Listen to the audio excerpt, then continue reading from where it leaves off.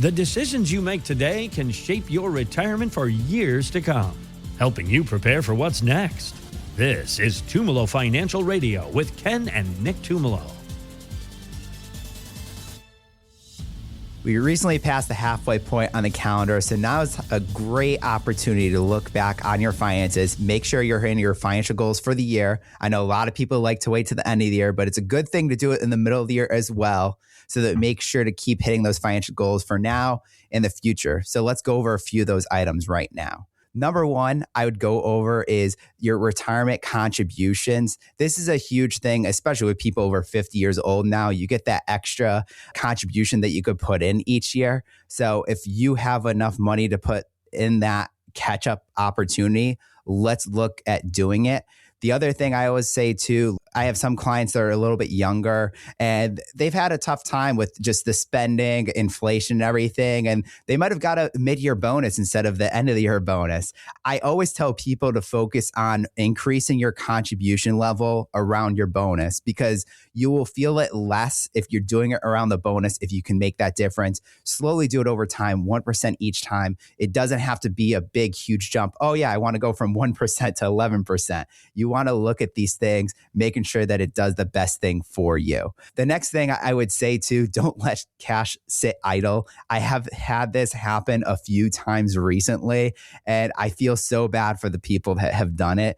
And what I mean by cash sit idle, they're not even putting in money market. They're not even putting in CDs. They're not even putting in US Treasuries earning 3 to 4%, what interest rates are right now. They're literally sitting in a checking account or one of those savings accounts that earns 0.1 or less interest. Really what you want to do, because I've had a client just recently that they just sold a house, and they sold their house for, I think it was $400,000 or $500,000, and they put it all in their bank. And they haven't pulled the trigger on buying their next house. They want to buy a house in Tennessee, and this has been over 6 months now. And it's been sitting in that savings account earning 0.01 interest, where they could have got 3+% interest.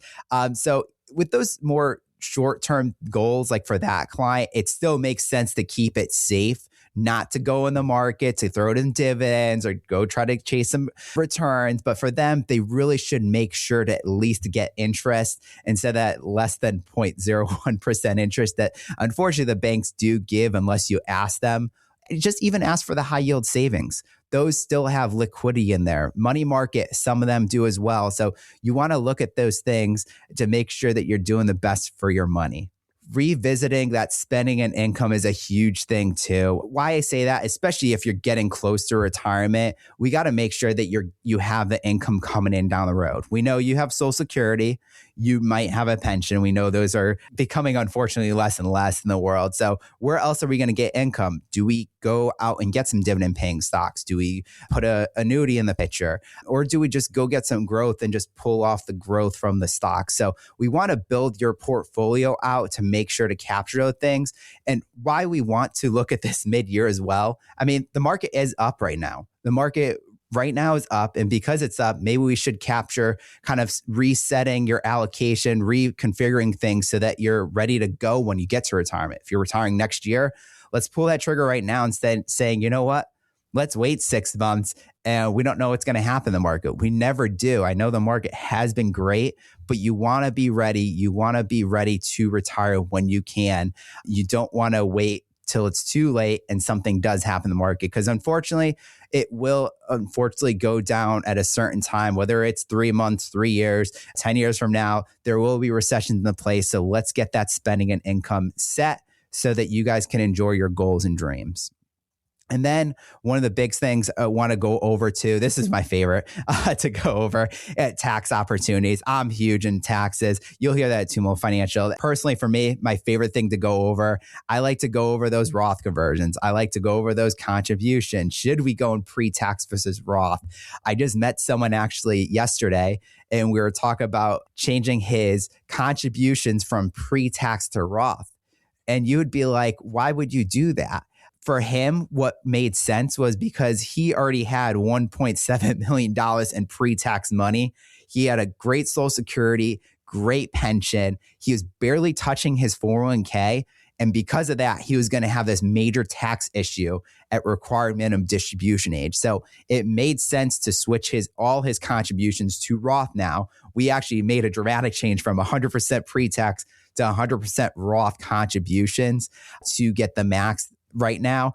And that's what he's doing because that's what works in his plan. Not saying this works for you. Make sure to talk to someone before, but you want to look at these things mid-year, end of the year, so that you're kind of making sure to do the best tax thing possible. And those conversions too, I started talking about them. I know that usually is at the end of the year, but sometimes it does make sense to look at them a little earlier on just to kind of see, okay, does it make sense to do it this year versus next year, depending on when you're retiring, depending on age.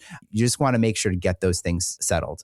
Last couple things too, I like to say, check your Social Security status. One of the major things I do look at in Social Security, and this has happened to me twice now since I've been doing this, looking at Social Security, look at your work history on Social Security. They give you the year-by-year structure of how much income you've had, and it shows on your Social Security amount that if you're going to get $3,000 a month, $3,500 a month. I've had a couple people have had zero on years that they have worked. So you want to make sure to look down that 35-year work history and make sure that they're not missing a year. Because if you worked at a small company, it does sometimes happen. Like I said, very rare. I've seen it twice since I've been doing this. You really want to make sure these things do unfortunately happen when you're dealing with people. There could be mistakes sometimes. You want to double check that. And the other thing too is I have some people give me their Social Security updates yearly, whether they do it in the mid-year or the end year, it doesn't matter. But we want to kind of update that plan to make sure that, okay, the plan's still working together. Let's make sure that those numbers still work and you're still on track to retire. And the last thing too, review those non-financial details. I've had a lot of major issues with this too, especially beneficiaries. Going into a second marriage, divorce, things have happened, change of beneficiary, a niece versus a nephew, percentages. You really want to double check those things on your retirement accounts, even on your insurance coverage too, because those insurance coverages that you might have done 30 years ago, those term policies, it might be a completely different beneficiary what you wanted to do back in the day. Estate planning documents, I run across this a lot. This is one of the most popular ones, I would say. Even just having a basic will. Most people get their wills done when the kids are just born or they had their last child and they haven't updated it for 10, 20 plus years. So the same thing as beneficiary, you want to make sure to update these things to make sure that it's going to the right people and you have the right things set in place for your goals and your timeline. Many people treat financial reviews as an end of year activity. Like I said, we like to do 6-month reviews with our clients. So those mid-year reviews are a big thing. I just brought up countless of things. I just did this and my brother lets me bring this up. We just talked about doing his contributions. We ended up upping it last week. We did a mid-year review for him. Things were going good. He just got a salary increase. So these things work for people doing it mid-year. Those 6-month reviews is what the big thing that we like to do at Tumolo Financial. So if you want a mid-year review, if you want help on any of these things that I just brought up today, go to our website at tfcheckup.com or click the links below.